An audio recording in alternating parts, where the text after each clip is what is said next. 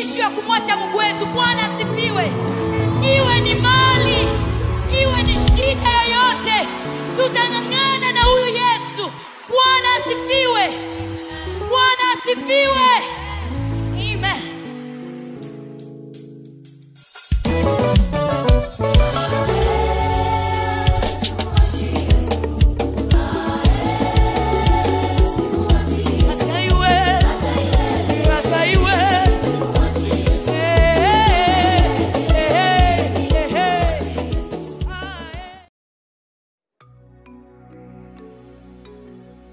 Baba mtakatifu, Mungu mwenye enzi yote, heshima na nguvu na uweza na mamlaka na utukufu vyote ni vyako.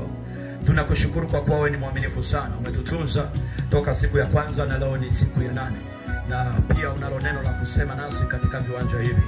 Mungu, nakushukuru kwa ajili ya watu hawa walioketi wakiwa tayari kukusikiliza wewe. Sio kwamba wanakusikiliza mimi, bali wanakwenda kukusikiliza wewe. Na waombea walioko mahali hapa katika viwanja hivi, lakini na waombea na walioko mbali, walioko majumbani, walioko ni shughuli zao, walioko njiani, kila mmoja Bwana atakayesikia tunamwombea. Nguvu za Roho Mtakatifu zinazotuhudumia mahali hapa na zikamhudumia huko aliko Bwana.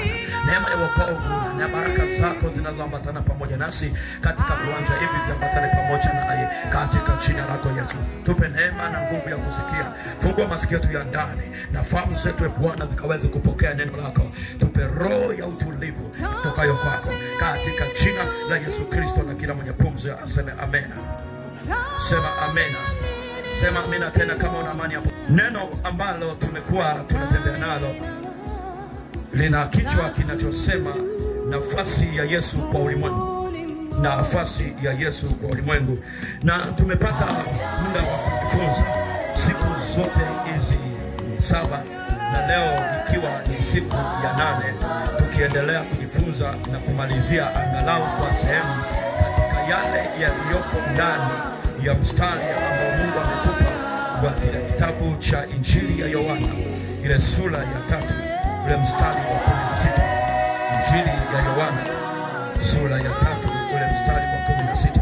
Wale wote ambao wamekuwepo mnajua ya kwamba huu ni mstari ambao tumesoma toka siku ya Jumapili. Nilikwambia ndani ya mstari kuna mambo mengi sana ambayo utayapokea na yatakuimarisha na yatakujenga. Bwana asifiwe. Biblia inasema sura ya 3 mstari wa 16 inasema, kwa maana jinsi Mungu alimpenda ulimwengu hata akamtoa mwanawe pekee, ili kila mtu amwaminie asipotee, awe na uzima wa milele. Amen. Nimesema amen. Nimesema amen. Sasa jana tuliangalia kile kipengele cha asipotee, na kilikuwa ni kizuri sana. Wangapi walikuwa siku ya jana? Roho Mtakatifu alisema na sisi sana. Bwana Yesu asifiwe.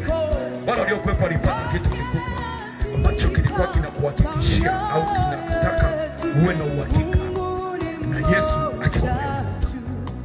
Yaani uwe na uhakika. Hata ukiwa mwisho kwenye ndoto uwe na uhakika Yesu yuko wewe. Hata ukiwa tembea uwe na uhakika Yesu yuko enzini. Tulia moyoni. Bwana Yesu asifiwe. Na hii inanisaidia ya kwamba ikitokea nimelala sasa hivi nimefumba macho, nina uhakika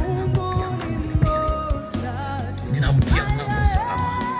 Bwana Yesu asifiwe.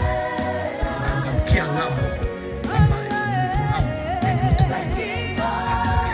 Sasa leo nataka tuangalie kipengele cha mwisho kinachosema bali awe na uzima. Bali awe na uzima wa milele. Na ni kipengele ambacho kina vitu vingi sana, na tutaweza kuangalia mfano wa watu wawili ambao ni mfano wa kweli, si wa kujenga. Mfano wa watu wawili. Kwa tunaangalia kipengele cha bali awe na uzima wa milele. Sasa uzima wa milele ni nini?